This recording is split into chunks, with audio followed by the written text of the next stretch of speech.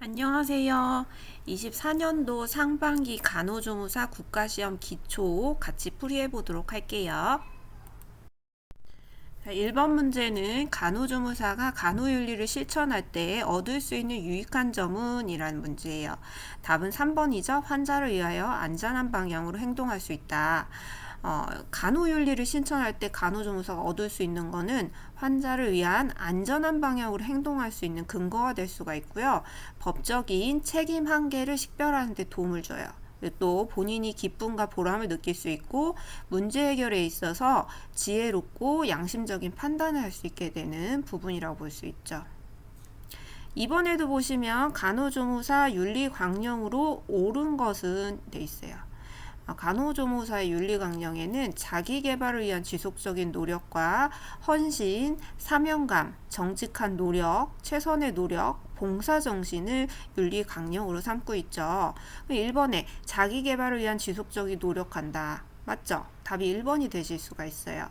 이번에는 공익을 위해서 노력을 하셔야 되는 거죠. 그래서 3번은 정직한 행동을 위해서 노력을 하셔야 되는데 이걸 피하시면 안 되는 거죠.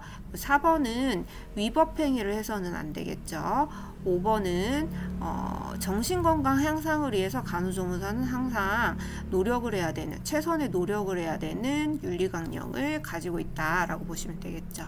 답은 1번이 되시겠어요. 3번은 감염을 예방하기 위한 활동으로 옳은 것은? 하는 문제죠.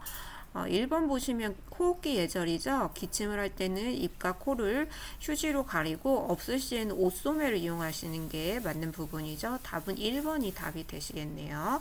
2번 같은 경우에 앰플약은 사용 후 잔여량을 한 곳에 모으면 안 된다죠. 주사약 사용 지침에서는 손상이나 오염 시에는 즉시 폐기를 하고 바이알에 주사기를 꼽아두지 않도록 하며 바이알과 앰플 잔여량은 모으지 않도록 한다라고 되어 있어요.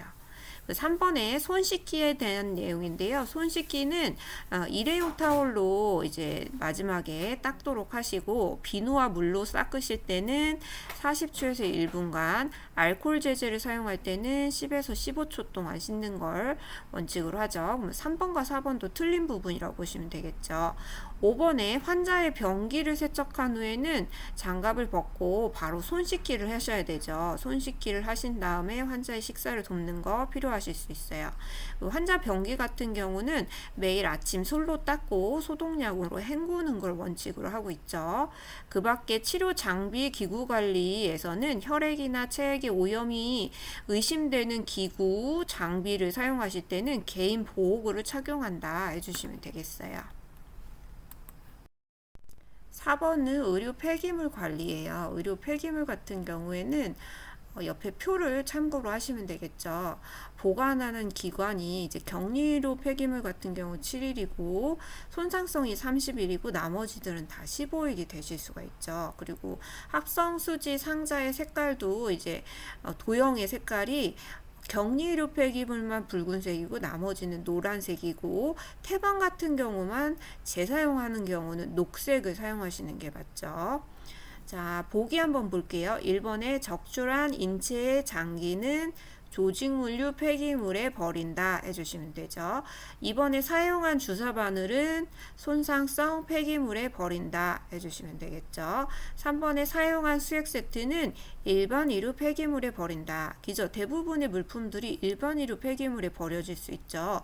혈액이나 체액, 분비물, 함유된 탈지면, 붕대, 꺼즈, 일회용 주사기, 수액 세트, 기저귀 같은 것들이 일반 의료 폐기물이 되시겠어요. 4번에 피 묻은 알코올 솜은 병실 내 일반 의료 폐기물에 버려주셔야 되죠. 5번에 손상성 폐기물 박스에 있는 주사침을 꺼내 비닐에 싸서 버린다. 상자체에 봉해서 버리시는 게 원칙이죠. 5번은 폐에서 조직으로 산소를 운반하고 조직에서 폐로 이산화탄소를 운반하는 혈구는 뭐냐? 산소를 운반하는 혈구는 적혈구라고 보시면 되겠죠.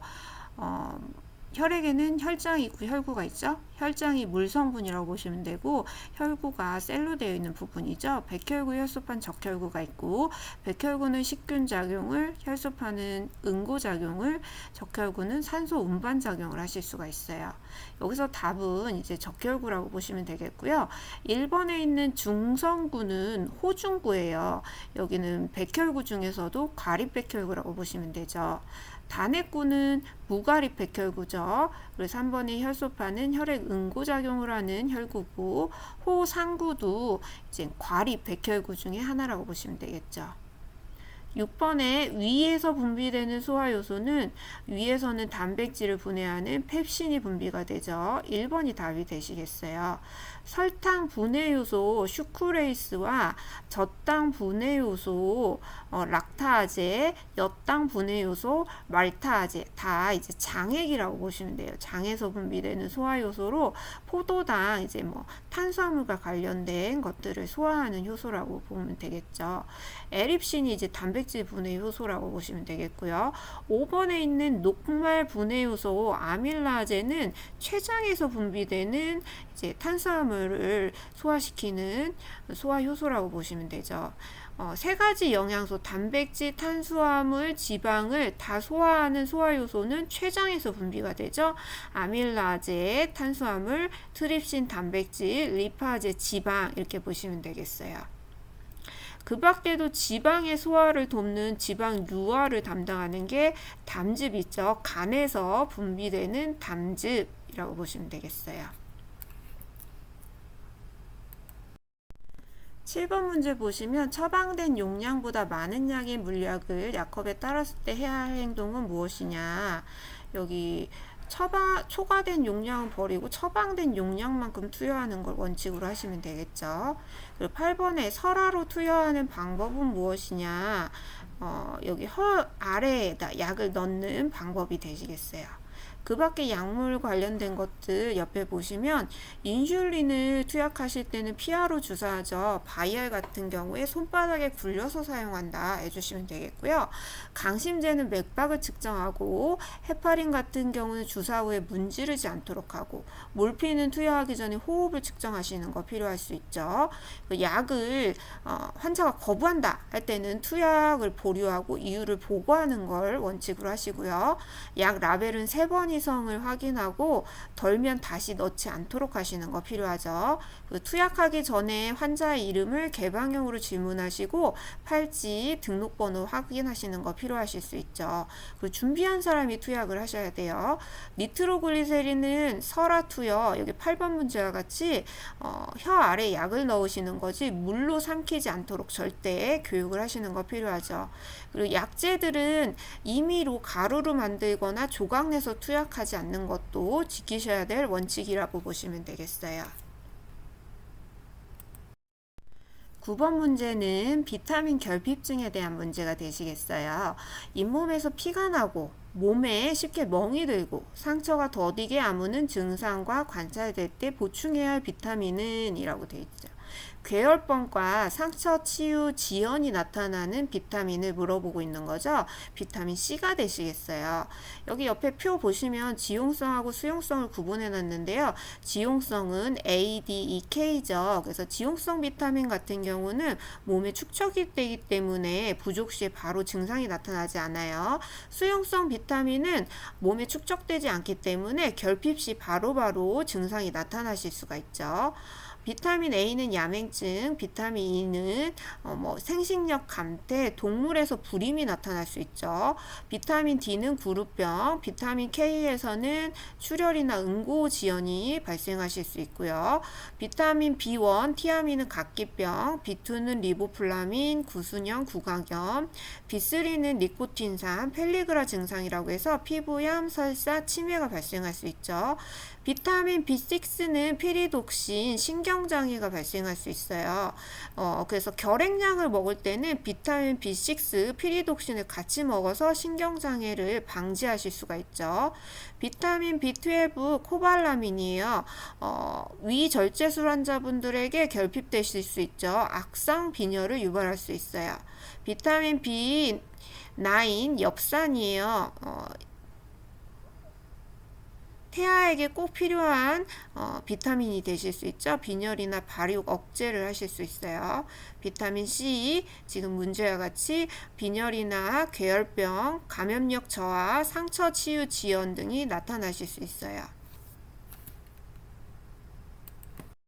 10번에는 식이에 대해서 물어보는 문제죠. 소화 기능이 정상인 환자가 쉽게 편하게 식품을 조리하여 제공하는 식사는 경식 되시겠어요. 뭐 일반식, 경식, 연식, 유동식이 있죠. 일반식 같은 경우는 특별히 제한이 없는 식이라고 보시면 되겠고, 일반식에서는 15%가 단백질, 65%가 탄수화물, 20%가 지방으로 구성되는 걸 원칙을 하고 있죠.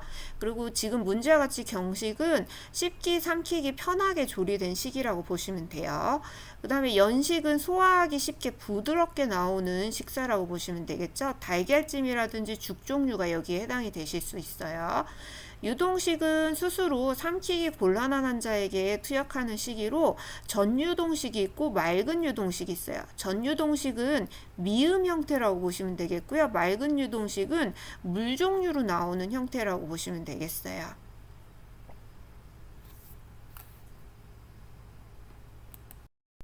11번 문제는 치주질환의 3차 예방에 해당되는 것은 이라고 보시면 되겠어요. 치과에서 1, 2, 3차 나눠지실 때 1차 같은 경우는 이제 건강 증진을 위해서 이제 급수를 도시간의 급수 불화, 학교의 집단 불소 용액을 양치하는 것, 칫솔질을 교습하는 것, 전문가의 불소 도포, 식이 조절, 치면 열구 전색, 치면 세마가 포함이 되실 수 있어요. 2차 예방에는 치아 우식의 병소를 충전하는 것과 치은염 치료가 속하실 수가 있고요. 3차 예방은 치수병 치료, 진행 중인 치주병 치료, 치아의 발거, 의치 보철이 되실 수 있죠. 여기서 이제 3차 예방에 해당되는 거는 2번에 있는 의치 보철이 되실 수가 있고요. 1번에 치면 세마 같은 경우는 1차 예방이 되실 수가 있죠. 3번의 치은염 치료는 2차 예방에 속하실 수가 있고요. 4번의 치면 열구 전색은 1차 예방이 되는 거죠. 5번의 치아 우식의 병소의 충전은 2차 예방 활동이 되실 수 있어요. 여기서 2차, 3차에서 치은염과 치주염이 좀 헷갈리실 수 있어요. 치은염도 이제 잇몸 질환이라고 보실 수가 있는데 가볍게 이제 연조직에만 국한되어 있는 경우를 대부분 치은염이라고 보실 수가 있고요. 치주병 같은 경우는 잇몸과 잇몸뼈 주변까지 진행이 되는 이제 인대까지 손상을 입는 치주병이라고 표현을 하실 수가 있는 거죠. 치수병 같은 경우는 신경이나 혈관이 있는 부위를 치료한 거기 때문에 신경치료라고 보시면 되겠죠. 그 치는 이제 거의 이제 불구가 있는 치아라고 보시면 돼요. 그래서 불구 예방을 하는 행위가 3차에 해당이 되잖아요. 그래서 치수병도 3차 예방의 활동으로 보시면 되겠어요. 12번은 임플란트 수술 예정인 환자에게 설명한 내용으로 옳은 것은 관한 내용이죠. 임플란트는 상실된 치아 부위에 생체 적합성이 있는 금속을 악골내에 삽입해서 자연치와 같은 역할을 하게 하는 것이 임플란트가 되시겠어요. 1번부터 보기 보시면 수술 당일에는 수술 부위에 냉찜질을 하세요 라고 하셔야 되죠. 얼음찜질을 24시간 동안 하시는 게 좋죠. 2번에 임플란트 치아에도 치면 세균막이 생깁니다. 그죠? 치석과 치면 세균막이 생겨서 임플란트 주위에 염증이 생기는 원인이 될 수 있어요. 3번에 임플란트 치아는 의치보다 심리힘이 약합니다. 자연치와 흡사하게 저장력이 뛰어나고 심미적인 면에서 좋은 것이 장점이라고 보실 수 있죠. 4번에 수술한 다음 날부터 질긴 음식을 드실 수 있습니다. 5일간은 유동식 위주로 가벼운 식사로 하시는 게 좋죠. 우유나 죽, 미음 같은 걸로 드시는 게 필요하실 수가 있고 뜨거운 것은 드시지 않도록 하시는 게 필요할 수 있어요. 5번에 임플란트 교정체가 뼈에 자리 잡기까지는 6개월이 걸리실 수 있죠. 골 유착까지는. 그래서 6개월이 걸린다. 무리한 운동이나 목욕 등은 3일 동안 금하시는 게 필요하고 취침 시에는 베개를 약간 높여주시는 거 필요하실 수가 있어요. 그리고 상하게 수술한 경우에는 코피가 나올 수 있죠. 그리고 코를 세게 풀거나 코를 고는 것을 좀 금하시는 거 필요하시겠어요. 13번에는 탕제 복용 시 초기에 일시적 거부 반응으로 원치 않은 효과가 나타나는 현상을 명현 현상이라고 표현하실 수 있죠. 나머지 것도 살펴보시면 1번에 있는 훈침은 침을 놓을 때 너무 긴장해서 가슴이 답답하다든지 심한 경우엔 졸도까지 할 수 있는 증상을 훈침이라고 보시면 되죠. 훈침 시에는 즉시 침을 빼고 따뜻한 물을 먹이는 거 필요하실 수 있어요. 2번에 있는 우열 같은 경우는 국소 부위의 혈액이 이제 몰리는 현상이라고 보시면 되죠. 충혈되는 거라고 보시면 되는데 부항을 떴을 때 그 부위에 우열이 나타나실 수 있죠. 3번의 구창 같은 경우는 쑥으로 뜸을 뜬 자리가 헐어서 생긴 부스럼을 뜻할 때 구창이라고 표현하실 수 있어요. 혈종은 침을 뺀 자리에서 그 자리에 홍색 또는 작은 반점이 생기는 걸 혈종이라고 표현할 수 있죠. 혈종은 스스로 소멸되기 때문에 좀 지켜보시는 게 필요하실 수 있어요. 14번은 추나요법에 대한 설명이 되시겠어요. 추나는 안마나 지압, 수기같이 이제 손을 이용해서 환자의 질병 부위에 체질을 파악해서 치료하는 방법이라고 보시면 되겠죠.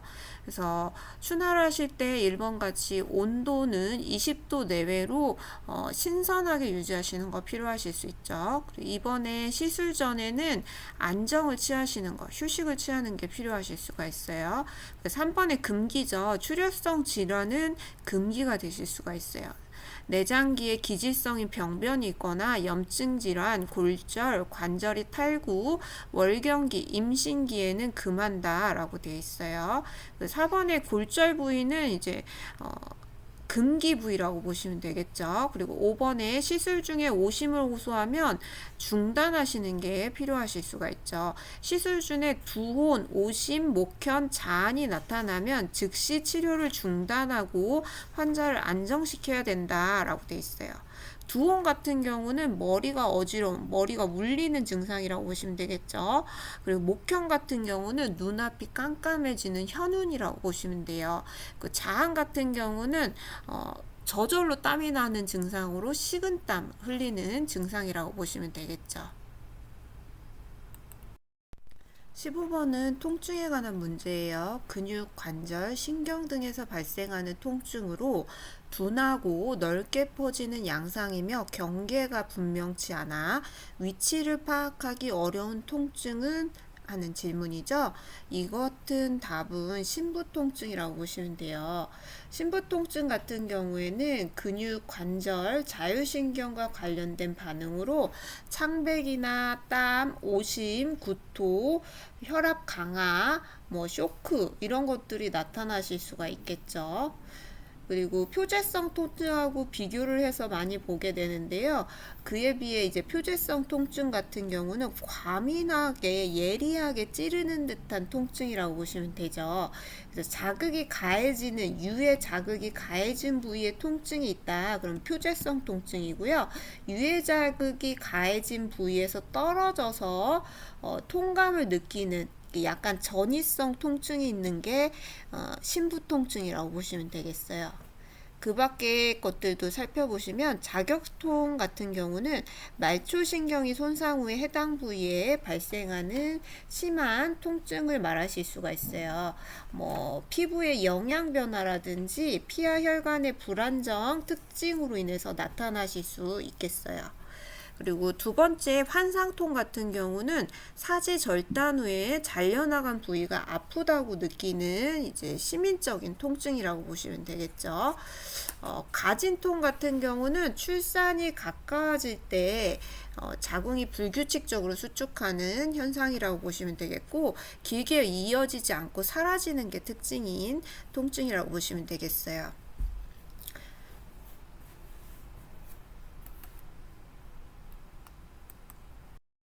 16번은 치료적 의사소통으로 옳은 것은 고르는 문제예요. 치료적 의사소통에는 개방형 질문이라든지 적극적으로 경청하기, 관찰한 느낌을 표현하기, 평가를 격려하기, 반영, 촉진, 긍정적인 강화, 침묵, 요약, 직면 이런 것들이 치료적 의사소통에 속하실 수 있죠. 여기 보기에서 보시면 3번과 같이 많이 불안해 보이는데 무슨 일 있으세요? 라고 하는 표현은 관찰한 간호조무사가 관찰한 것을 느낌으로 표현하는 형태이며 무슨 일 있으세요? 라고 같이 이제 개방형 질문으로 대화를 이어가려고 하는 것들이 치료적 의사소통의 표현이라고 보시면 되겠죠.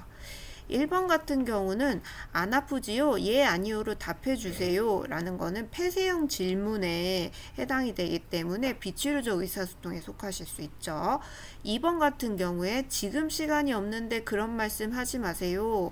얘는 거절의 표현으로 비치료적 의사소통이죠. 환자의 말에 반응하기보다는 주제를 자꾸 이동하려고 하는 거 비치료적 의사소통이 되시겠어요. 4번에 의사 선생님 말씀을 잘 들으면 곧 집에 가실 거예요. 얘는 비치료적 의사소통의 안심이 되시겠죠. 불충분한 정보로 환자에게 거짓 보증을 주는 형태라고 보시면 돼요. 5번에 30분 이상 운동하는 것이 숙면의 최고이니 운동하세요. 얘는 조언이라고 보시면 돼요. 비치료적 의사소통이죠. 정보의 해결을 위한 해결책이라든지 여러 가지를 선택하도록 하는 것이 아니라 간호조무사의 수동적 권위에 받아들이도록 하는 그런 말 표현이기 때문에 비치료적 의사소통이라고 보시면 되겠죠. 치료적 의사소통이라면 대상자에게 여러 가지 해결 방안을 설명하시고 그것 중에서 환자가 선택할 수 있도록 하는 것이 효과적인 치료적 의사소통이라고 보시면 되겠죠. 17번의 결핵 환자의 자가관리 방법, 옳은 것은 고르는 문제죠. 1번에 보시면 결핵 환자는 수분을 제한하실 필요는 없으시죠. 2번에 침구 같은 경우는 환자의 옷이나 침구는 자외선에 약하기 때문에 결핵균이 자주 햇볕에 널어서 이제 쪼이도록 하시는 거 필요하실 수 있죠. 세 번째로는 투베르클린 반응 검사는 결핵에 노출된 적이 있다라는 표현이기 때문에 자주 하실 필요는 없으시죠. 결핵균 검사를 해서 양성인지 음성인지 활동성인지 아닌지를 평가하시는 게 더 필요하실 수 있어요. 4번에 고칼로리 음식을 자주 먹는다. 결핵 환자는 고열량, 고단백, 고비타민, 고지방을 드시는 거 필요하실 수 있죠. 5번에 기침을 하지 않으면 항결핵제는 복용을 중단한다. 약물 같은 경우는 내성이 생길 수 있기 때문에 중단하시면 절대 안 되죠. 최소 6개월간 꾸준하게 드시는 거 필요하실 수가 있어요. 그리고 결핵약을 복용하고 2주가 지나면 전염성이 좀 떨어지실 수 있죠. 그리고 환자의 방은 자주 환기를 하시는 게 필요하고 마스크를 꼭 착용하시는 거 필요하실 수가 있겠어요.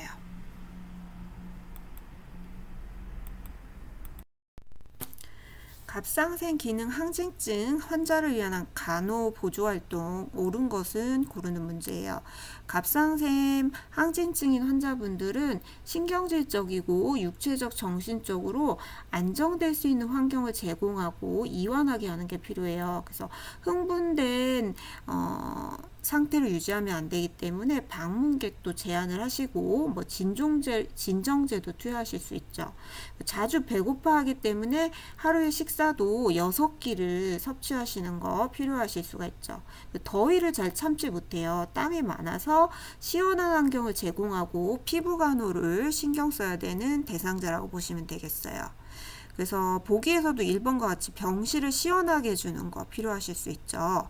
반대로 갑상선이 기능 저하증인 대상자분들은 추위를 못 견디기 때문에 보온을 유지하시는 게 필요하실 수 있죠.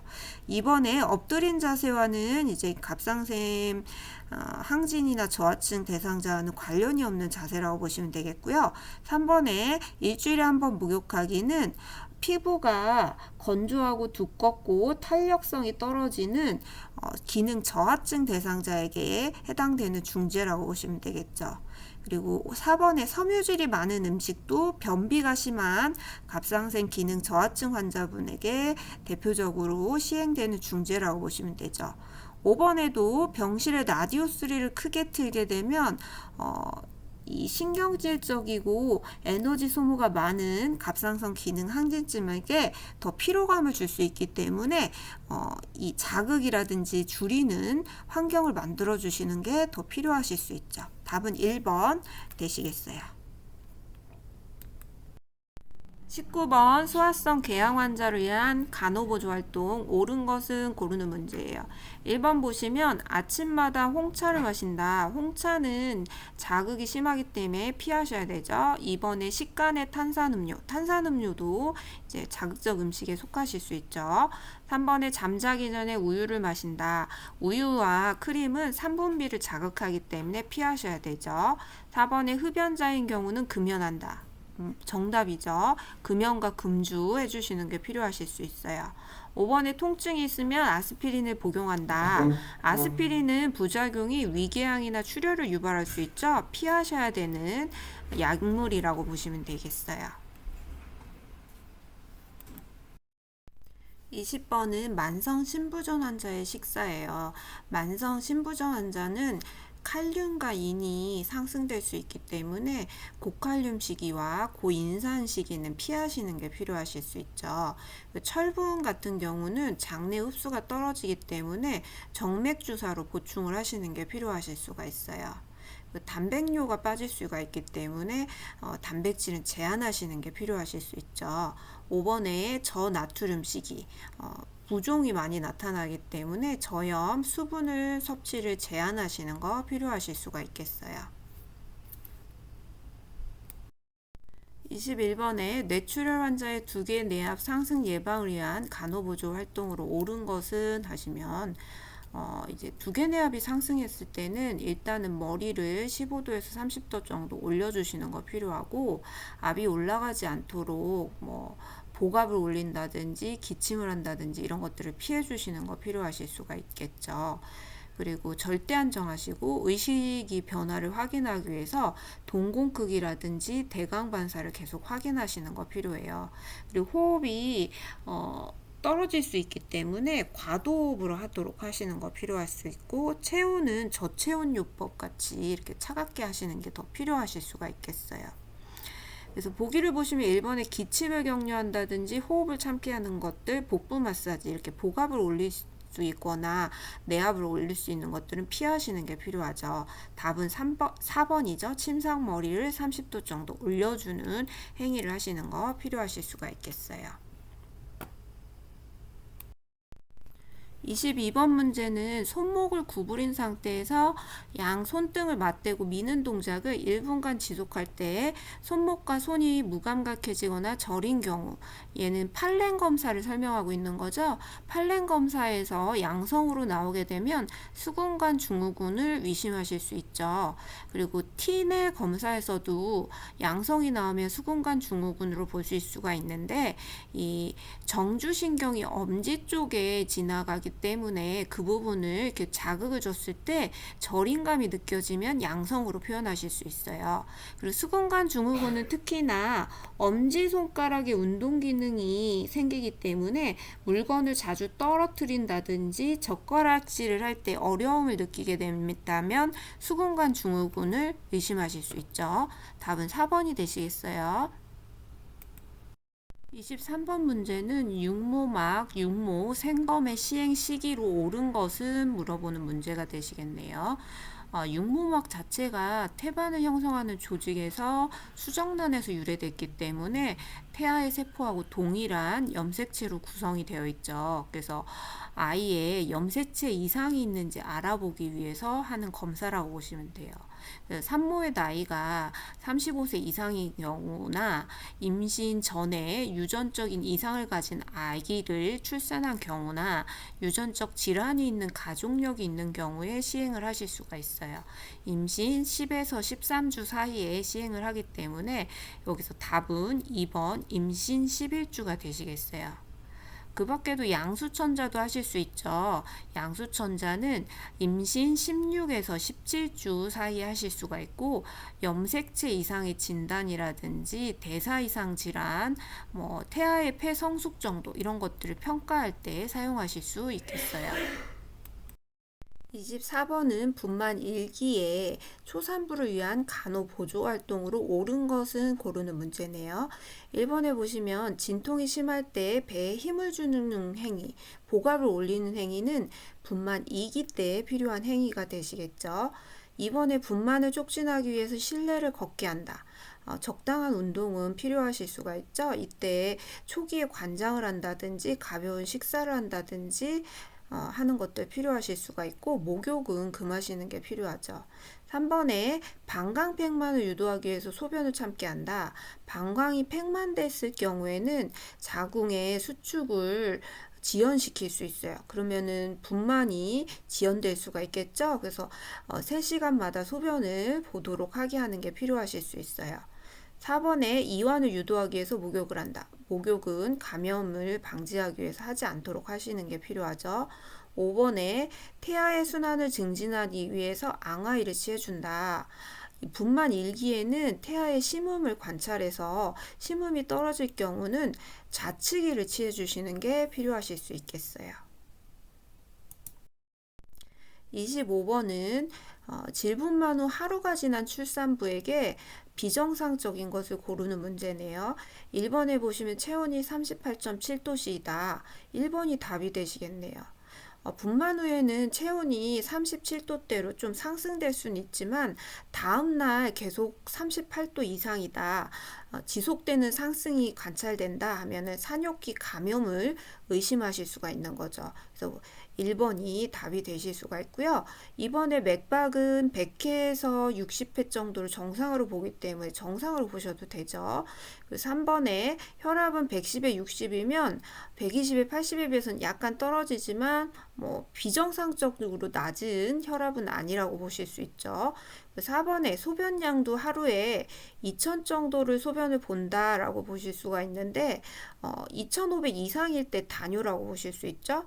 근데 수분량에 따라서 2500 정도는 나오실 수 있죠.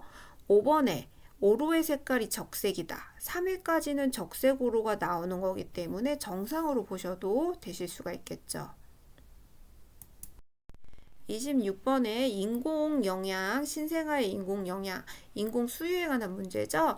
1번에 분유는 항상 100도씨로 끓인 후에 50도대로 식혀가지고 분유를 타시는 게 필요하죠. 2번에 젖꼭지 구멍이 너무 크게 되면 많은 양이 나오기 때문에 아이가 숨이 차다든지 흡인이 일어날 수 있죠.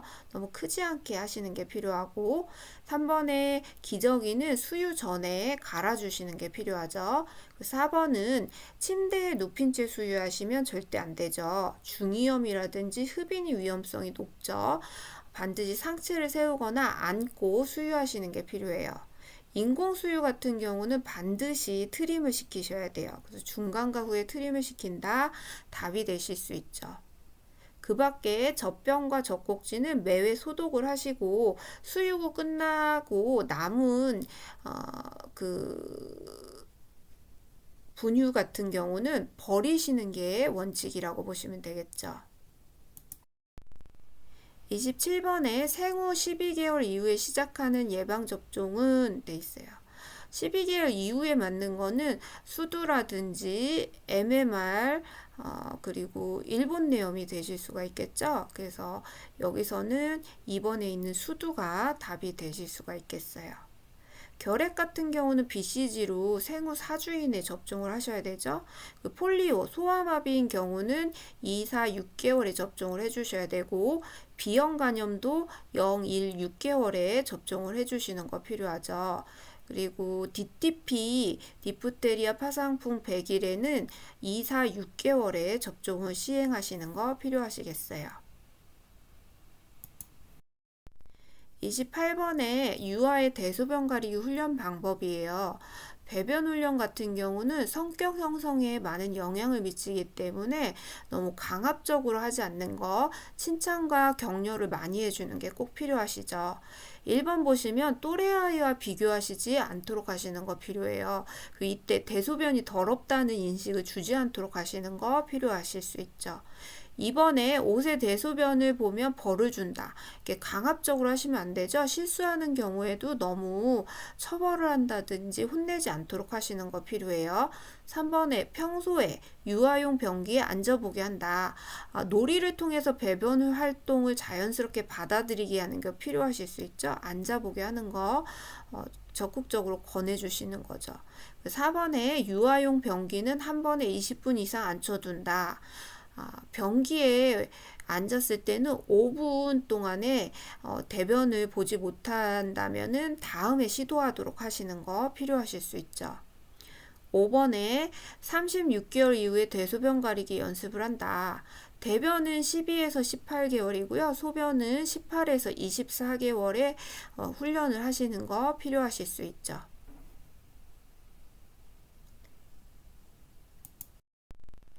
29번은 천식 발작 입원한 유아를 위한 간호보조 활동이에요. 소아 천식 관리 같은 경우는 심한 일교차에 노출되지 않도록 한다든지 알레르기원 노출을 최소화하고 악화인자를 회피하는 거 필요하실 수 있죠. 그리고 천식 발작 시에는 소아를 안정시키고 숨쉬기 편한 앉는 자세, 반자위를 취해 주시면 좋죠. 그리고 먼지가 많이 나면 안 되기 때문에 집안 청소할 때는 물걸레를 이용하시는 게 필요해요. 여기 보기 보시면 1번에 병실에 아이와 부모가 함께 있지 않게 한다. 그럼 분리불안이 심하실 수 있죠. 안정을 시키기 위해서는 부모가 함께 있게 하시는 게 필요해요. 2번에 병실 환경을 건조하게 유지한다. 습기는 이제 적정량을 유지하시는 거 필요하실 수 있죠. 40에서 60% 정도 유지해 주시고요. 3번에 안정시키고 반자위를 취한다. 기죠. 숨쉬기 편한 자세 취해 주시면 도움이 되죠. 4번에 빗자루로 방실 바닥을 매일 쓴다. 그럼 먼지가 많이 나실 수 있죠. 물걸레를 이용하시는 거 필요해요. 5번에 겨울철에 창문을 열어두면 심한 일교차에 노출이 되는 거죠. 피하셔야 되는 행위라고 보시면 되겠죠. 답은 3번이 되시겠어요. 30번 노인의 욕창을 예방하기 위한 간호보조 활동이에요. 욕창 예방에는 체위 변경이 가장 좋죠. 2시간마다 체위 변경을 한다든지 마사지를 한다든지 일정 간격으로 수동적 관절 운동을 시켜주시는 거 필요하실 수 있어요. 1번에 보시면 뼈의 돌출 부위가 바닥에 닿게 한다. 그러면 압력을 많이 받으실 수 있죠. 그래서 뼈 돌출 부위는 지지 기구를 이용해서 압력을 분산시켜 주시는 거 필요하실 수 있죠.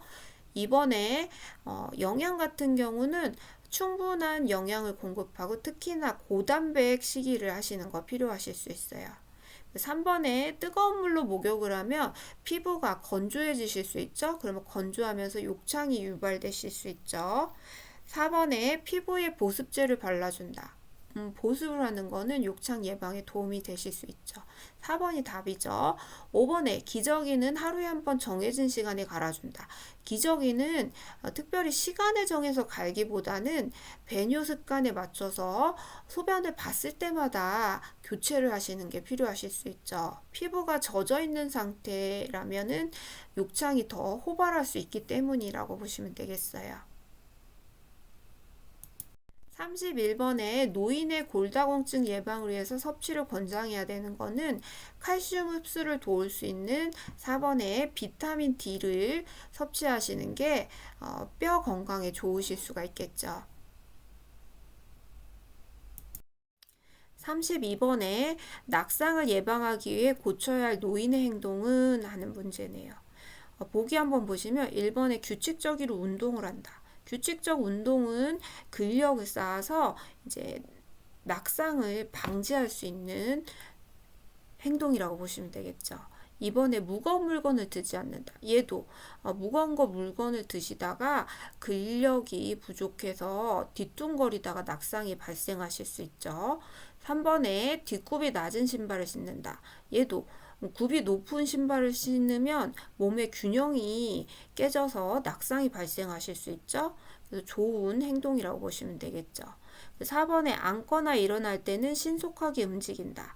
신속하게 하다 보면 낙상이 발생하실 수 있어요. 그래서 동작을 하실 때는 천천히 동작을 하시고 환희를 입는다든지 하실 때는 앉아서 입도록 하시는 거, 서서 입지 않도록 하시는 거 필요하실 수 있죠.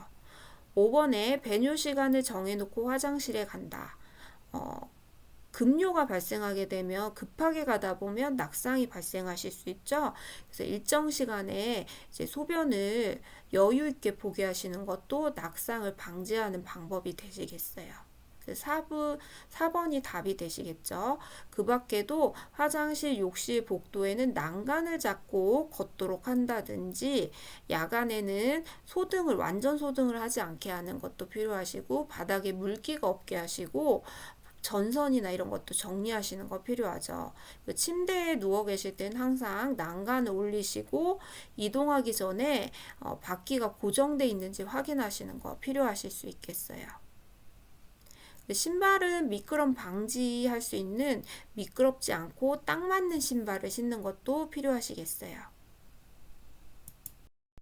33번에는 외상성 손상 환자를 위한 응급처치 방법이에요. 응급처치 같은 경우는 부상을 당한 곳이 위험하다면 먼저 안전한 곳으로 옮기는 게 1번으로 하시고요. 목이나 흉부에 개방창상이 있을 때는 막아주시는 게 필요하고 척추가 손상된 것이 의심되실 때는 앙하의 자세를 취하시고 목을 고정하시는 거 필요하실 수 있죠. 골절 환자는 먼저 부목을 댄 후에 이동하시는 게 필요하고 내장이 튀어나온 경우는 이제 꺼지에 생리식염수를 적셔서 덮어주시는 거 필요하실 수 있어요. 그래서 1번 같이 깊이 박힌 이물질은 병원에 가셔가지고 제거하시는 게 필요하죠. 2번에 척추 손상 환자는 자세를 앙하의 자세로 고정하시는 게 필요하실 수가 있어요. 3번에 출혈 부위는 심장 위치보다 거상 올리시는 게 필요하죠. 출혈이 일어났을 때는 직접 압박을 우선시 하시고 압박을 하면서 거상을 하시는 거 필요하실 수가 있어요. 4번에 튀어나온 뼈는 피부 속에 집어넣는다. 튀어나온 뼈도 병원에 가서 맞추셔야지 일부러 압력을 넣어가지고 집어넣지 않도록 하시는 거 필요하실 수 있죠. 5번에 노출된 장기는 아까 같이 생리식염수에 적신 멸균 거즈로 덮으시고 억지로 노출된 장기를 막 집어넣는다든지 하시면 안 되시겠어요. 답은 5번이 되시겠죠. 34번은 구강으로 수분 제공이 가능한 환자예요. 이제 응급일 때 금식을 꼭 해야 되는 대상자가 누군지를 아시면 되겠죠. 의식이 없는 두부의 손상 환자라든지 복부 손상 환자, 뇌출혈, 심한 출혈이 있어서 응급 수술을 해야 되는 환자는 물이나 음료를 주지 않도록 하셔야 되죠. 여기 위천공이 있는 환자, 무의식 환자, 급수 충수염, 외상성 뇌출혈 환자 같이 이제 급한 수술이 필요한 환자분들은 금식을 하시는 게 필요하고 고열 환자는 탈수가 예방하기 위해서 수분 섭취를 격려하시는 게 필요하죠. 그래서 답이 1번이 되시겠죠. 35번은 다음 중 처치에 먼저 해야 할 환자는 이라고 되어 있어요. 응급환자 우선순위를 물어보고 있는 거죠. 호흡정지라든지 심한 출혈 환자, 기도가 폐쇄된 환자가 1번으로 하시고요. 중도, 골절, 외부 상처 순서로 진행하시는 거 필요하죠. 여기서 보시면 2번에 있는 기도 폐쇄 환자가 1번으로 처치를 해야 되는 우선순위가 높은 환자라고 보시면 되겠죠.